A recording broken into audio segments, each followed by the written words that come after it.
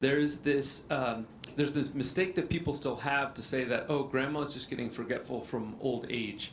That's not true. Loss of memory, loss of thinking, loss of these problems with thinking, they shouldn't happen. But so the brain and brain health, we're a bit behind in terms of public awareness, in terms of why it's important to protect your brain from disease.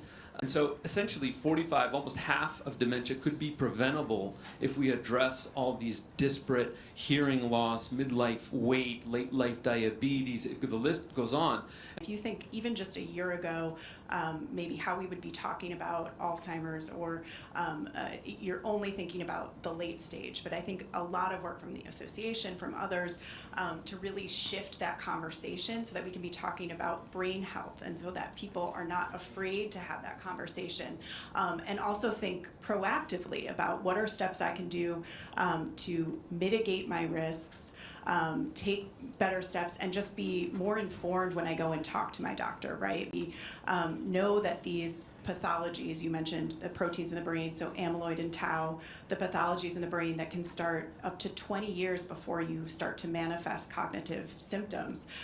So can we start having those conversations earlier and earlier so that you are more comfortable assessing your brain health, having those conversations, and maybe that starts to mitigate some of the stigma in addition. The legislature has funded a public awareness campaign the past few years, and that we've focused in diverse communities, putting it on Spanish radio, buses that go through certain neighborhoods, to make sure we're going where people are, to make them aware of brain health, of signs of Alzheimer's and dementia.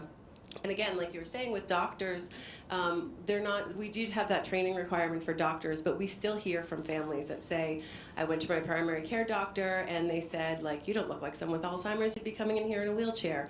Like, you're fine, you don't have it. So I think building the awareness with primary care providers as well. So our bill has a component that would have awareness campaigns through the Department of Public Health for providers, healthcare providers, to make sure they're aware and they can help with screening. So right now, the U.S. Preventative Task Force does not recommend routine cognitive screening by primary care doctors.